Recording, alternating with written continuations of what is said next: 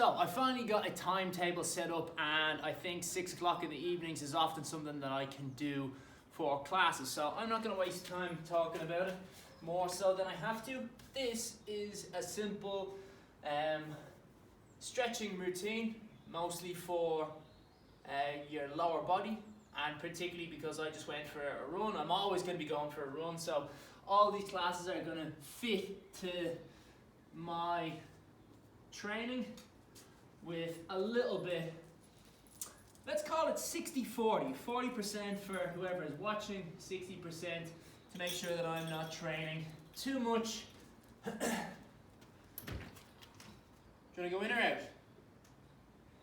I don't want you doing this again, so are you in or are you out? Okay, you're in.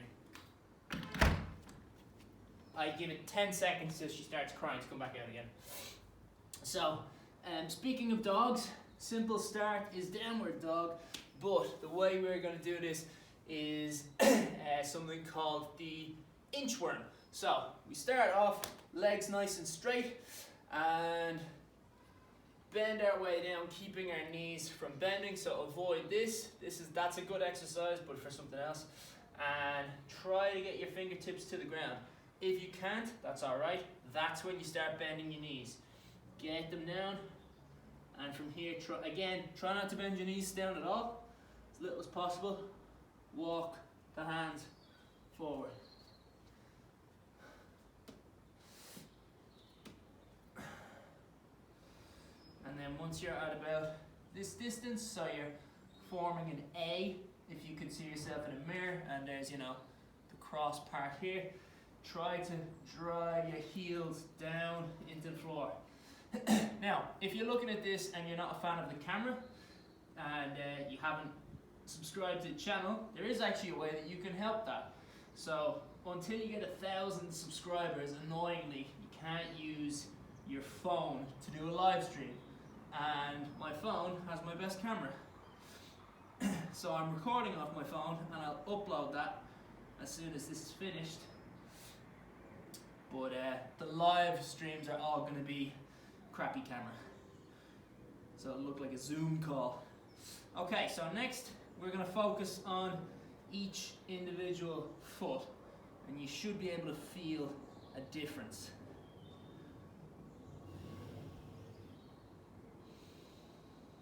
And you don't time the actual clock. I find that it is better to time your breaths. So every time you breathe, let me just show this for a different stretch. You inhale, take your breath in, then exhale and go deeper into a stretch. And then inhale, and then deeper into that stretch. Now, the reason that you do that is that you are tricking your body.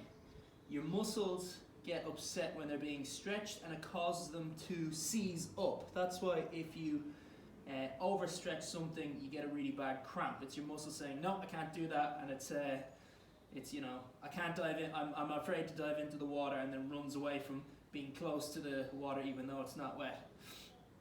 So the breathing out is a trick. It's kind of like when you put a blindfold over the muscle, and then when it takes the blindfold off, it's closer, but it doesn't realize that it's moved closer to whatever is causing it to be fearful.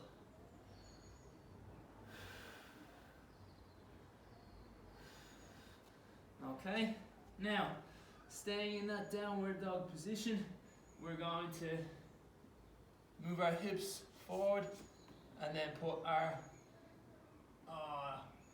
we might have to cut this early, I think it's starting to rain. Rain and electronics don't mix.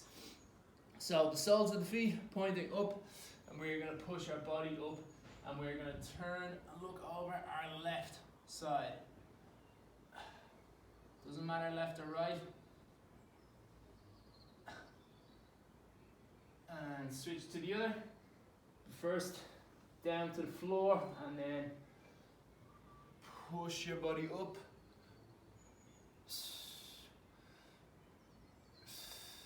Stretching out your abdomen at the same time as well. And back back down, and then we're going to go into what's called Child's Pose. So push yourself back up, keep your arms nice and long, and we're going to sink our armpits down to the ground, stretch out our back a little.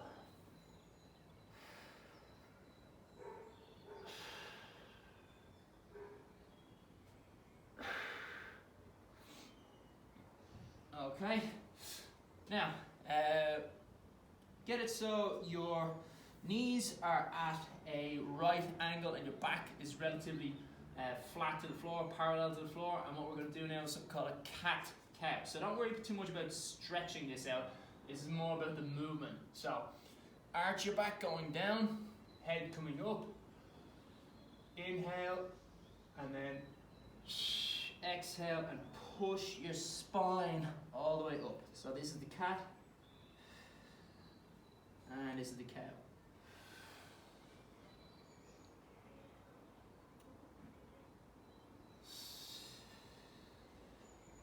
So if ever you forget what way the breathing goes, just think of a cat hissing and think.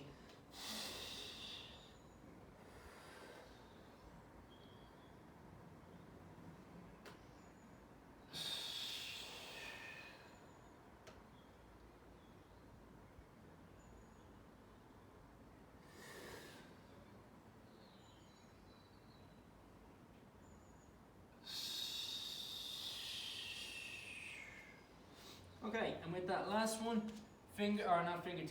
toe tips back on, and we are going to do the inchworm again, but we're going to do the opposite way. So stick your ass into the air, go into the A, and then if you have to go into the fingertips, do, but try and get your heels to the ground first, and all the way up as much as possible to the end. Now from here, we're not just going to stand up, we're going to first straighten out our knees and just let the body hang. So try and keep the dead weight of your arms and your upper body nice and loose, and really think about it. Get your head right into your body and try to move your spine, starting with your hips, and then go vertebrae by vertebrae, slowly up. This shouldn't feel like a stretch, it's more of a movement thing. And then once we get to the top, neck comes up, roll the shoulders back, all the way around. Hands forward, doesn't matter which one's on top of the other. And we're going to do a good morning stretch. So, you know, just the classic stretch that you'll see in a cartoon. And you'll have that piece of music, it's a classical piece of music. I can't remember what it is, but it's the one that goes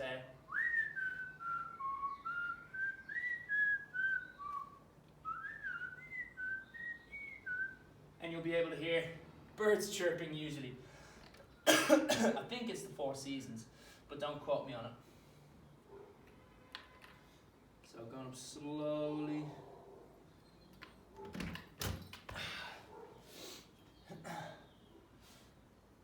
Vertebrae by vertebrae. Roll them shoulders back. Up. Really press your balls forward, press your stomach forward. Send your hands as far back so you're making a bit of a C. I can't remember if it's concave or convex, but that's the kind of bend you're looking for. A magnifying glass. Okay, next, time for the hip flexors. So, big step, squish the dog, get it out of the way. And very similar to a lunge. Get yourself nice and square. Your feet shouldn't be in line like this. They should be nice and square like that, so you have a good stable base and you're not gonna lose balance. And yeah, I think sideways is still better for demonstration purposes. So up we go like this, and we're going to slowly lower the back leg down to the floor. Nice and controlled, pressing the hips forward. So we don't want to be like this. We're not going to get a stretch here. This is going to be more like a lunge.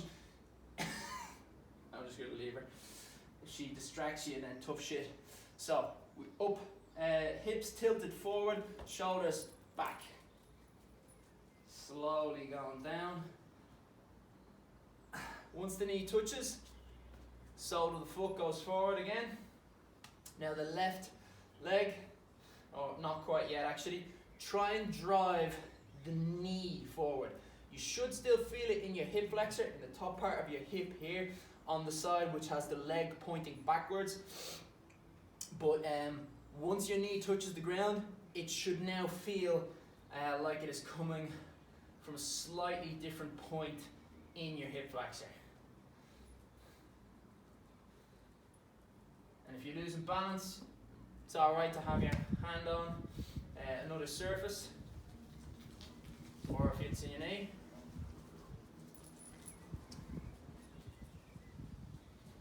Okay, now I'm just going to check something on the better camera, just to make sure.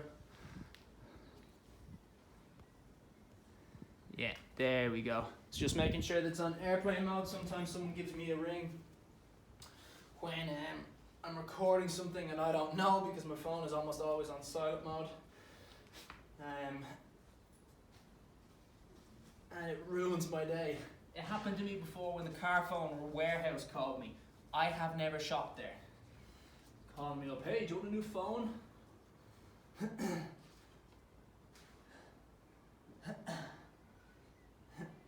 Oh, sorry.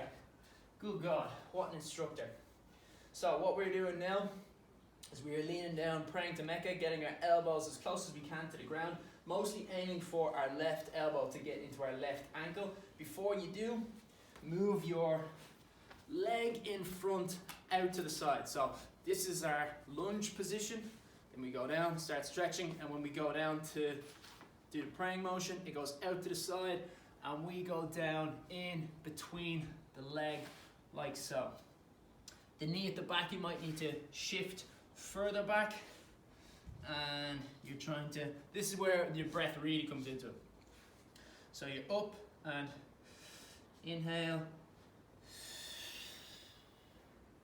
exhale. And I think I'll go back to that first angle.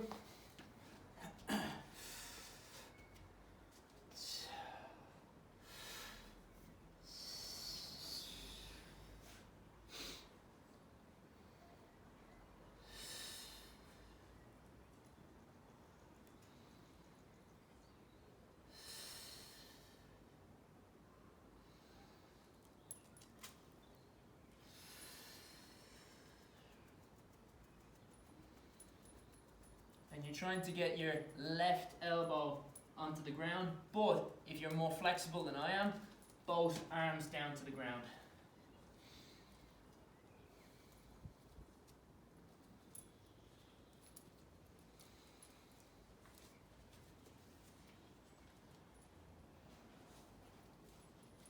Yes, thank you for the additional weight. That helps get my stretch a little bit deeper. You're a lovely little girl, Kinky, you know that. Okay, so next move, we are going to murder the dog, and we are going to now align our knees. Stop. So, aligning the knee with the ankle. I'm going to show it straight forward. So, this is where we were, praying down. And this is where we would be now. And the knee is going to be tilting off to the side like so. So, yeah, good. You can see that here. I can see the vision myself. Your ankle lines up with your knee at the back. Okay, so that's what you're aiming for. You're aiming for sideways pressure on the downside. And if you need, I'll use you, little bitch. Think you can ruin my video? I'll show you. So, what you can do on the side is, if you have poor flexibility, if you just have a small couple of books or an annoying dog that's trying to muck up what you're doing, you can just put your hand on it, have a little bit of elevation, and it gives you that extra height to put pressure on down. You don't have to put a huge amount of pressure because you don't want your whole body tilting over to one side. You want to stay upright, so don't put too much weight on it. Stop.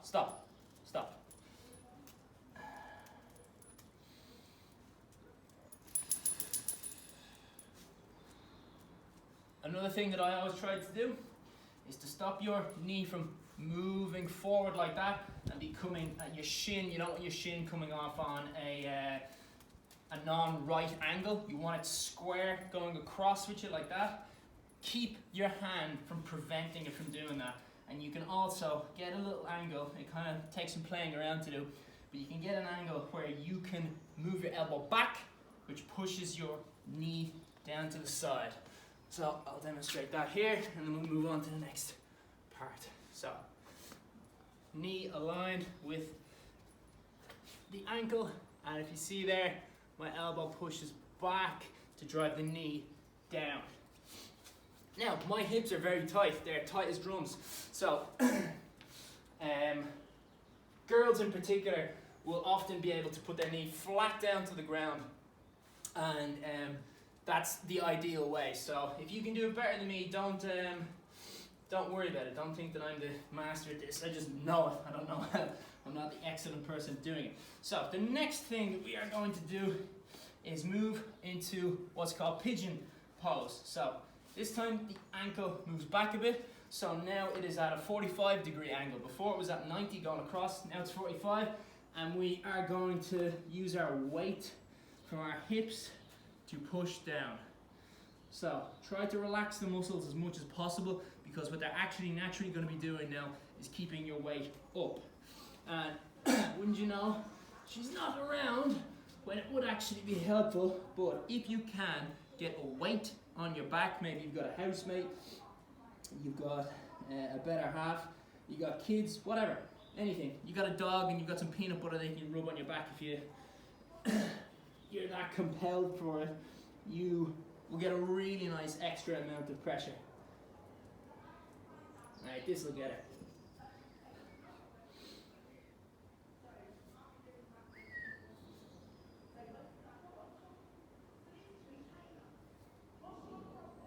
You're the worst. You're the worst. There we go. Apply pressure. Good, lovely assistant.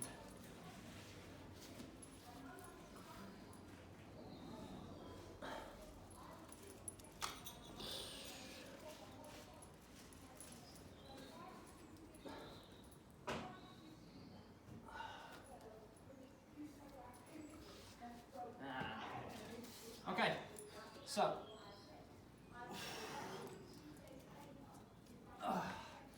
that one, even though it can be, you don't want it to feel like something that is about to burst. I know that sounds to the extreme, but if it feels like a lot of pressure as opposed to a stretch, don't worry about putting it on that much of an angle on your knee, because you don't want that. Okay, so now we're doing the exact same. Ow, bitch, stop. And now we're doing the exact same thing, but on the other side. So starting off into a lunge, and we are going to slowly lower our left knee down to the ground. So keeping the pressure, pushing forward all the way until your knee touches the ground. Oh, that knee doesn't feel great. And then the palm. Oh, I might need it. That's been annoying me for a few days, so I'm going to get a pillow for that.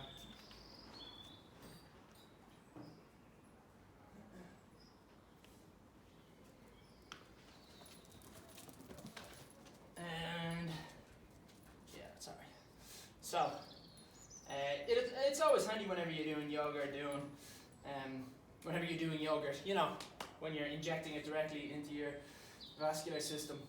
That's the best way to get yogurt in before a workout. If ever you're doing yoga and having lots of pillows around are handy for both what's called bolsters, just little things that prop them up, and for little things like this, whenever I'm doing it on my floor, I will always just have a pillow. I wouldn't actually do it outside the garden, but it's better for a camera angle. Okay, now front, right leg doing the same thing, bringing it out to the side, a little shift, not a huge amount, and we are going all the way down. I think this is my favorite. Ugh. So right the way down, praying to Mecca, trying to get both our elbows to the floor, but start with the one that is connected to the ankle that you are nearest to. So my right foot is forward. Here I am trying to get my right elbow to my right ankle. And the reason you focus on that side is if you go to this side, you can get them both down to the earth, but you're not stretching where we want to stretch at that point.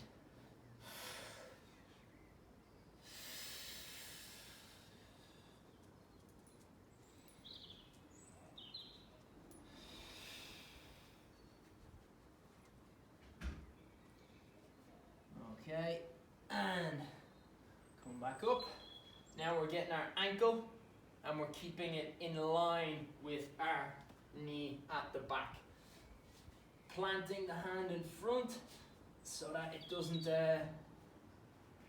make a 45-degree angle. I'm dodging getting the words ankle and angle wrong there, like a magician. Thank you for commenting.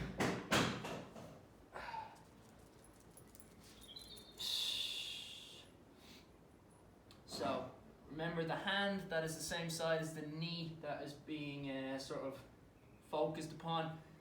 That hand goes in front, which both keeps the knee nice and solid, so it's not going to go anywhere, but also applying a small amount of pressure to have it go down.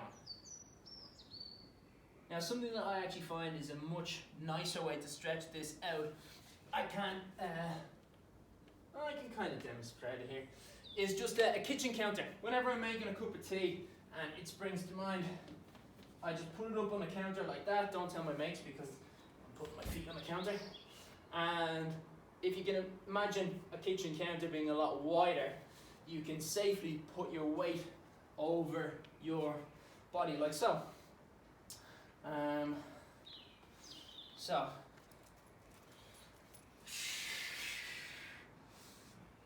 From this point with your left hand, pick up your left ankle if you need to, and then 45-degree angle, and now we are getting into our Pigeons Pose. So again, nice and relaxed, relax your upper body, and then the muscles will relax, meaning that more weight will come down onto the point that is your goal.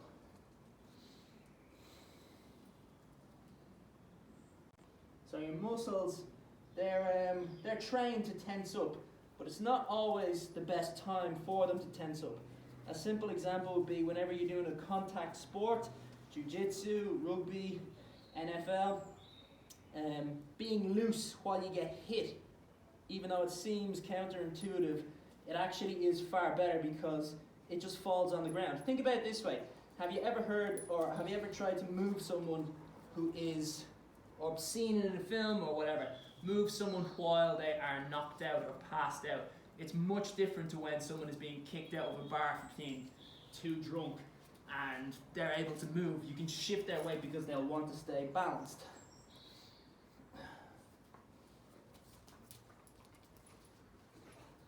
Oh, the vicious beating you're going to get when this camera's off and no one's looking. Domestic abuse to the max.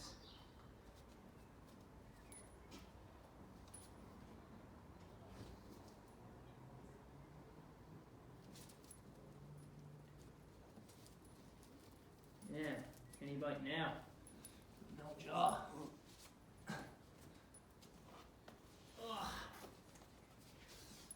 Now, what was the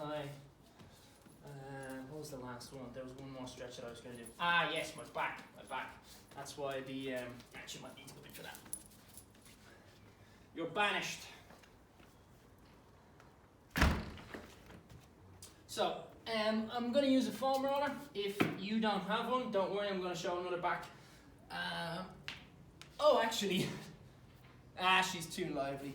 But if I had that dog, I could have used her as a weight to show a better way to get deeper into the rolling of your back. So a small weight, 2-litre bottle of water would probably be enough, because when it's on your hands and you extend it out to, you know, about here, there's a lot of weight because your hands make it heavier because they are extended out. If it's just above here, not much, but if it's about here, a lot more. And what we're going to do is simply roll our backs and try, if you can, to get down to the floor. Your legs are very strong muscles, very big muscles, so they're very good at keeping your body up here, which means that they're less flexed, more relaxed. And you want to try and roll without tensing. It's kind of tricky, but you can get into a rhythm of it. So don't think that it's a seesaw and you're moving up and down like this. You're not. Think of it like it is a slug trying to get on a snail's back and say, fuck you with your home. You think you're better than me? Oh.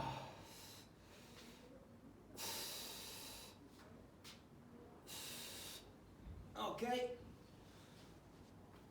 Now, last stretch for the back, as we're coming up very evenly to a nice 30 minutes finished.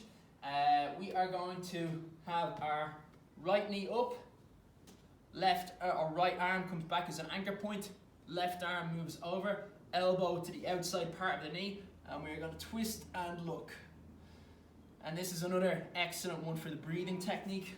So in and out. Sink your arm back or bend your arm and get right the way in there.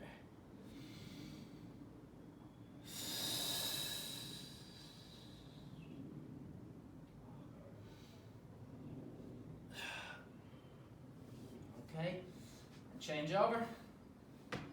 Same thing, arm comes over the far side, right arm to left leg, left arm anchor point to the back.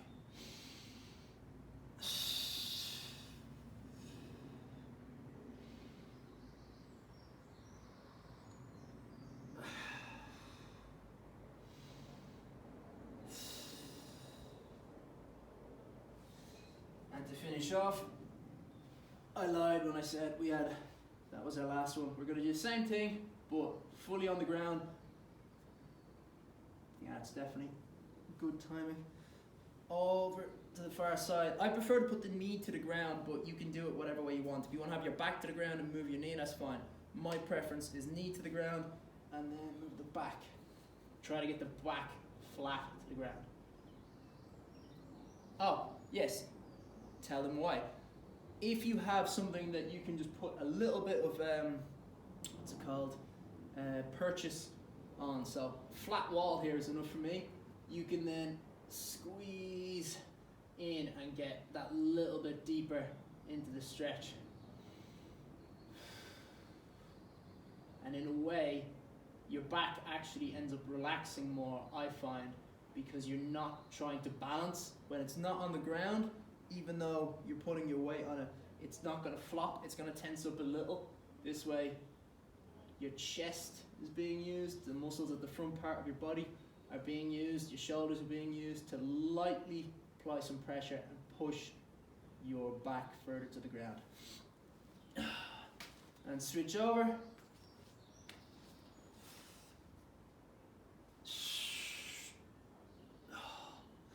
And if you hear any cracks, don't worry, perfectly normal. That's just a build-up of, I know it's synovial fluid.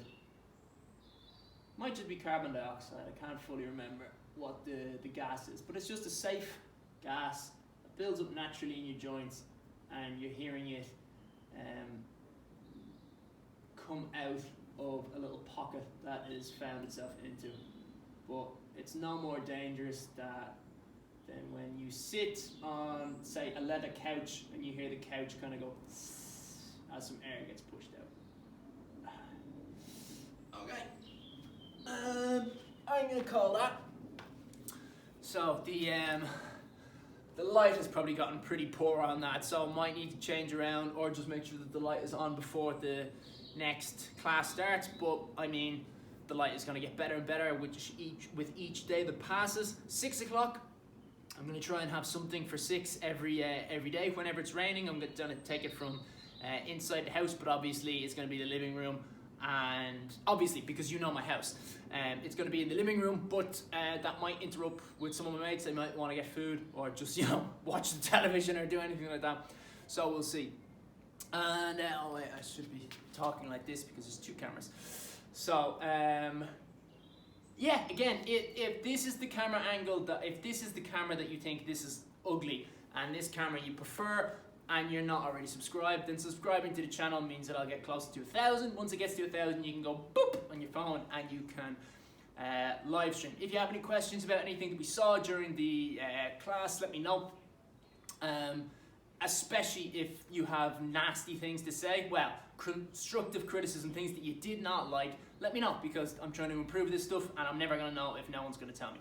So yeah, let's call it there. End stream.